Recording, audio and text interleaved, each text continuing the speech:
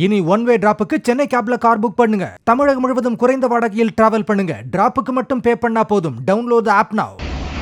எங்க கல்யாணம் சட்டபூர்வமான கல்யாணமும் கிடையாது. இது நான் டிக்ளேர் பண்ணணும்.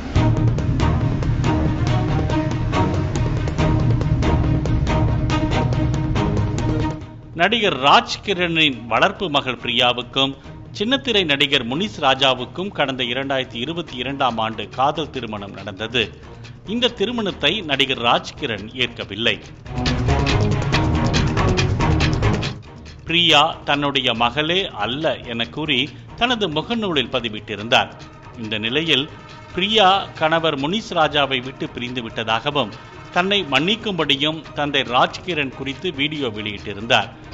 இந்த கல்யாணத்துக்கு அப்புறம் என்னை வளர்த்த டாடியை நான் ரொம்ப ஹர்ட் பண்ணிட்டேன். எனக்கு ஒரு பிரச்சனை வந்தப்போ என்னை கைவிடாம சத்தியமா நின்று காப்பாத்தினாங்க. இது நான் எதிர்பார்க்காத கருணை. எத்தனை முறை மன்னிப்பு கேட்டாலும் பத்தாது. என்னை மன்னிச்சிடுங்க டாடி, என்னை மன்னிச்சிடுங்க.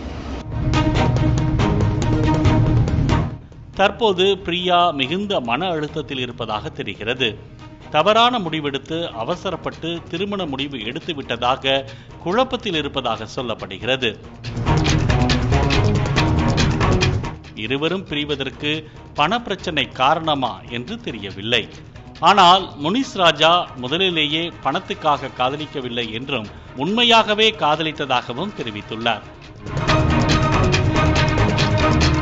பிரிவுக்கு பிறகு முனிஸ் ராஜா ஒரு பத்திரிகைக்கு அளித்த பேட்டியில் ராஜ்கிரண் செய்த வேலை காரணமாகவே தனது மனைவி பிரிந்து சென்று விட்டதாகவும் பிறகு பார்த்துக் கொள்ளலாம் என்றும் சுருக்கமாக கூறியுள்ளார்.